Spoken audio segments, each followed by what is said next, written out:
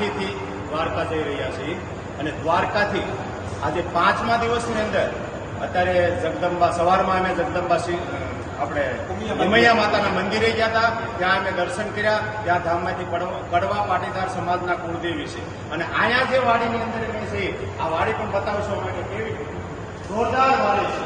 જે વાડીની અંદર આજે અમે અત્યારે સાંજે રોકાણા છીએ, એ વાડીની અંદર રોકાણા છીએ. ત્યાં અમને સ્વયંસેવક ભાઈઓ કડવા પાટીદાર સમાજે અમને સારો એવો સહકાર આપ્યો છે.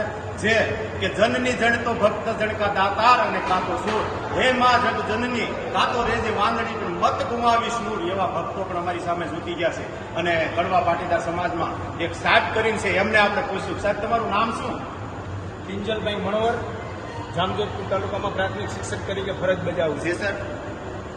અને તમે આ સેવા કામ કાર્યકાળમાં તમને આવા સારા વિચારો કેમ આવે છે? અમારું અહીંયા આખું ઉમા ગ્રુપ છે જી સર. અને અમે બધા અહીંયા હોઈએ છીએ અને મનીષભાઈ અમારા વડીલો, નીતિનભાઈ, સીકેભાઈ, કારુભાઈ અને એવા વડીલોના સાનિધ્યમાં અમે તો ખાલી એક માધ્યમ બનીને સેવા કરતા હોઈએ છીએ.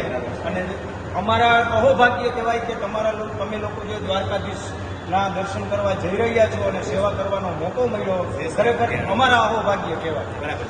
ખૂબ ખૂબ ધન્યવાદ સર. હવે અમે એ પણ પૂછ્યું કે બીજા ભાઈ અમારી સાથે જોડાઈ ગયા છે, એ પણ સ્વયંસેવક સારા એવા છે, એમને પણ આપણે પૂછ્યું કે ભાઈ તમારું શું નામ? મારું નામ જસમીનભાઈ રામોલિયા ગુરુ અને હાલ તમે ક્યાં રહ્યો છો? અને જામજોધપુર જ રહું છું. વેપાર અને ખેતી સાથે જોડાયેલો છું. જી સર. હા હા. અને તમે લોકો અહીંયા હાલીને આવ્યા, રસ્તામાં જ તમારી ટીમને હું સવારે ગીંગણી મળ્યો હતો, કીધું કે ક્યાંય જરૂર હોય તો ગમે ત્યારે કહેજો. ના, કે સમાજે આવી છીએ, કાંઈ જરૂર નથી વચ્ચે. અને અમે આ સેવા કરી તમારા ભેગા રહીને તમને જમાડ્યા, બહુ મજા આવી, બહુ આનંદ આવ્યો. અને ફરી આવતા વર્ષે પણ આવો એવી અમે તમને અટાણથી શુભેચ્છા આપીએ છીએ. બરાબર છે. અને દ્વારકાધીશના ચરણોમાં અને ઉમિયા માતાજીના ચરણોમાં જે તમે પ્રાર્થના આપો અને સ્વાસ્થ્ય સારું રહે અને આરામદાયક તમે પહોંચી જાવ એવી પ્રાર્થના કરી છે ભગવાનને. ખૂબ ખૂબ ધન્યવાદ સર.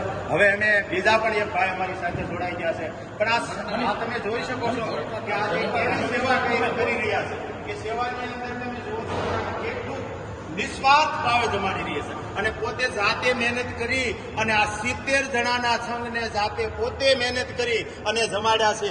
એવા ભક્તજનો અને એવા સેવાજનો આપની સાથે જોડાઈ ગયા.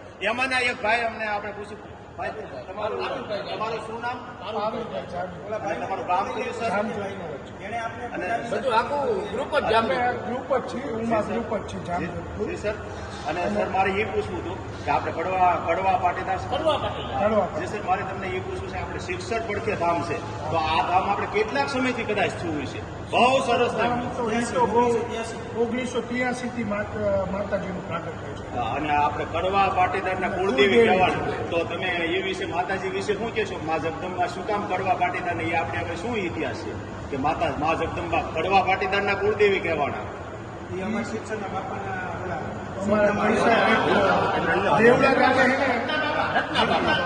દેવડા ગામના રત્ના બાપા કંસાંગરા હતા. એને સપનામાં આવ્યા હતા કે શિક્ષણ ઉમિયા માતાજી મંદિરનું મંદિર બનાવો તમે, અને નદીની અંદરથી મૂર્તિ કાઢીને અમારા જન્મ પહેલાની વાત છે કે ત્યાં પ્રાણ પ્રતિષ્ઠા મહોત્સવ વર્ષો પહેલા કરેલો છે.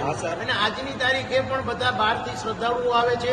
અને જ્યાં હોળી ધૂળેટી કે દિવાળી, હાતમ એવા તહેવારોમાં તો જોરદાર ટ્રાફિક હોય એટલે ત્યાં બપોરે અને સાંજે પ્રસાદીની પણ વ્યવસ્થા છે, રાતે સુવાની પણ વ્યવસ્થા છે. બહુ સારું કામ છે અને અમારા એ સમાજનું કામ એવી જ રીતના સારું છે.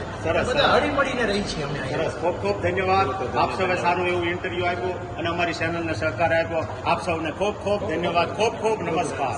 જય માતાજી.